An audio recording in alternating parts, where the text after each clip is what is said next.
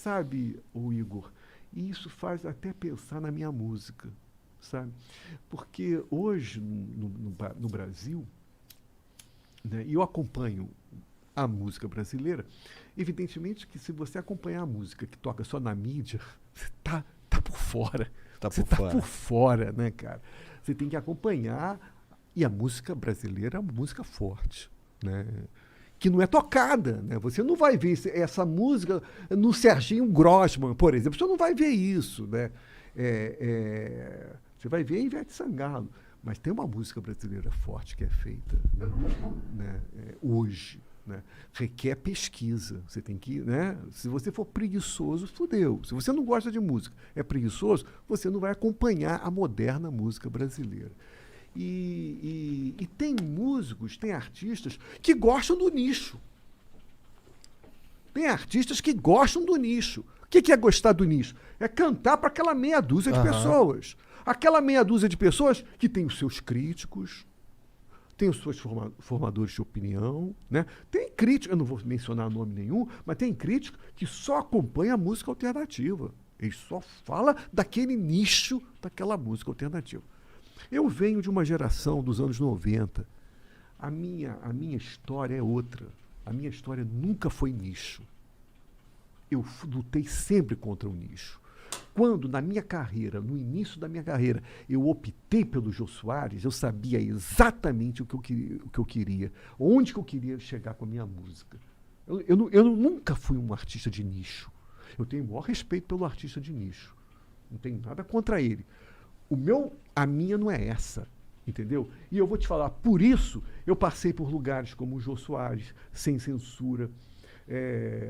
Todos aqueles programas do Canal Brasil eu passei. MTV fui várias vezes. Esse Pânico na Jovem Pan, fui várias vezes. Cara, você não imagina. Danilo Gentili, fui lá.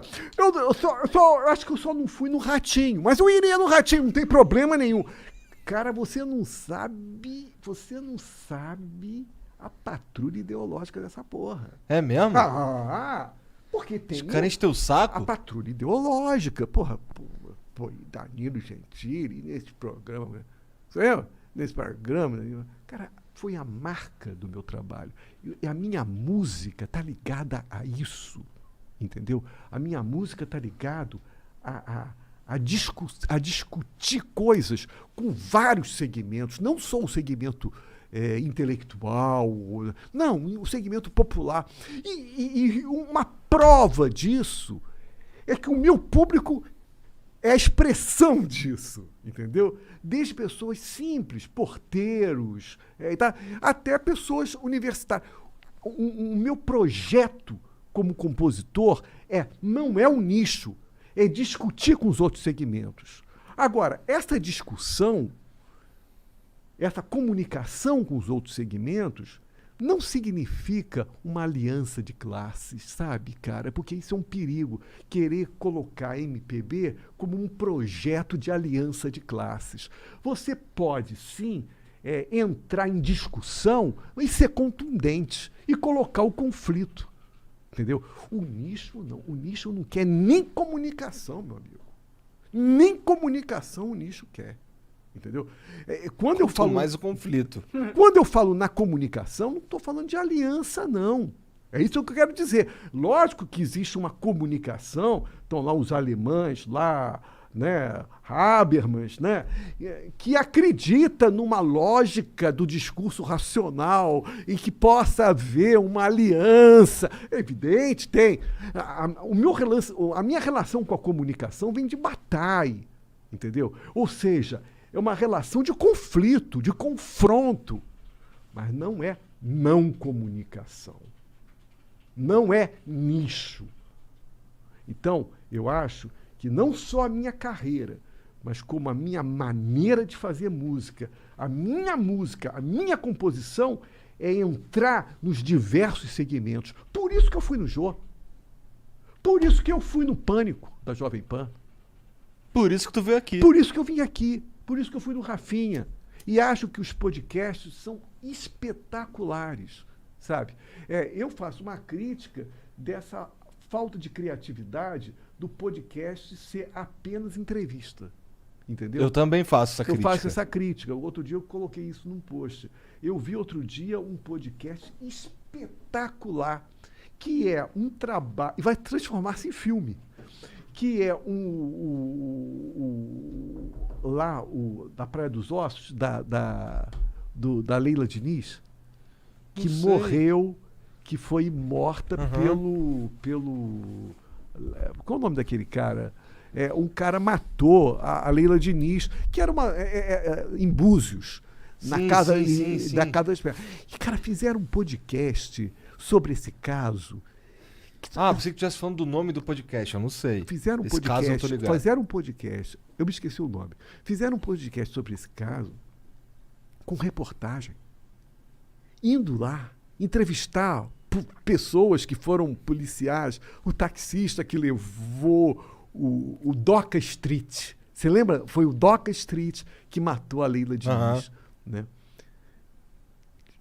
Leila Diniz. Não é a Leila... Não é a... Não é a Leila. Não é a Leila do vôlei. Não.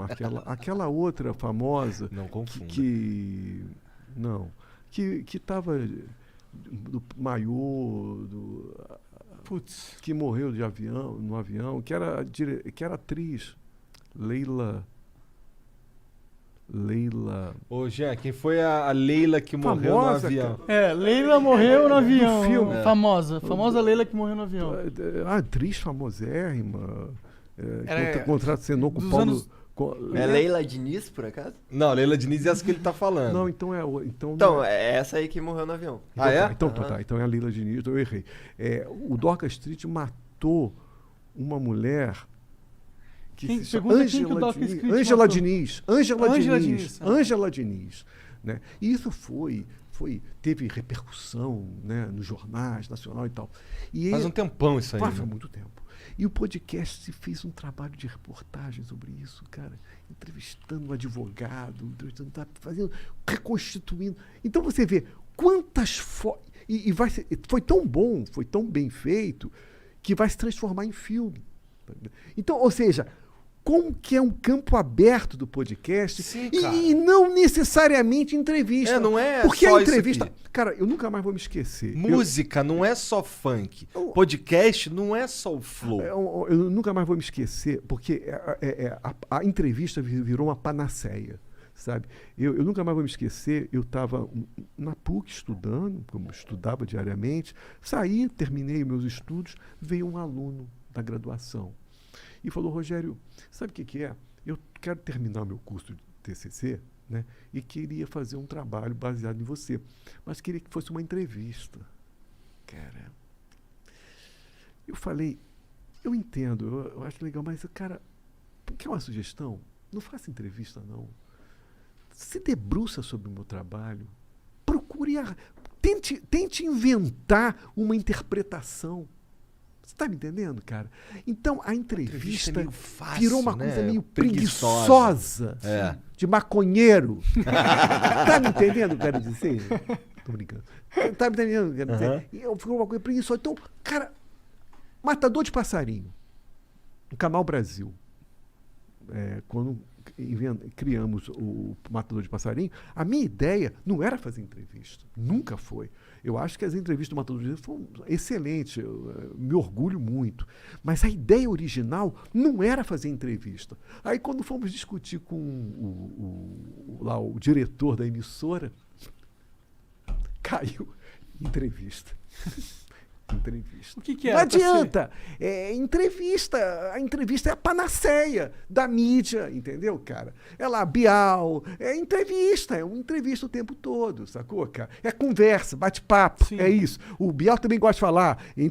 Conversa conversa. com o Bial. A conversa virou a panaceia da conversa, entendeu, cara? E as pessoas, com isso, perdem o processo de estudo, de análise, de procurar entender sozinho. Por que tem que ter conversa? Por quê? Sabe? Virou uma panaceia essa conversa. A podcast é espetacular, mas assim, a gente está explorando pouco. Também acho. A gente está formato, explorando pouco esse formato. Mas aí eu não sei se a gente precisa chamar de podcast, né? Eu acho que a gente está atribuindo a podcast o que é uma coisa diferente. É a democratização dos programas. Porque antes, quem fazia um programa era só a TV. Televisão. Mas agora não. Agora, tipo, qualquer um, a gente, dois gordinhos, consegue fazer um programa.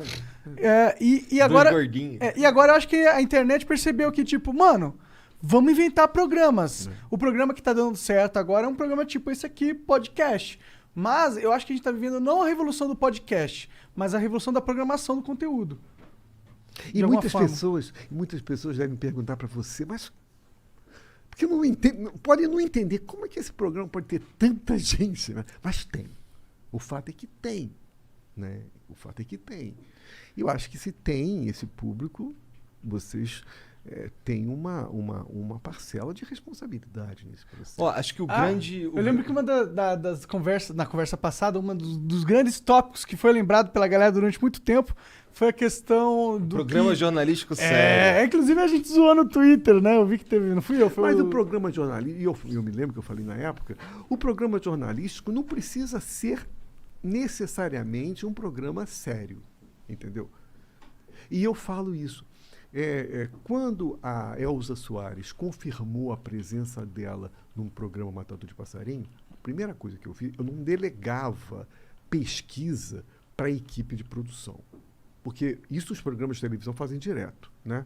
Aí a equipe de produção faz a pesquisa e dá tudo mastigadinho para o apresentador. O apresentador não vive a experiência, a vivência da obra do convidado. Ele vai falar assim, superficialmente, está tudo escrito ali, o meu grupo pesquisou e tal. Primeira coisa que eu fiz quando eu soube que a Elza Soares vinha ao programa Matador de Passarinho foi pesquisar a discografia dela. Lógico que eu tinha tempo para isso. Eu fui ouvir a discografia dela. Eu fui pesquisar a discografia dela. E descobri um disco espetacular, que é Elza, Miltinho e Samba. Que é um disco espetacular, que era a Elza Soares cantando com o Miltinho.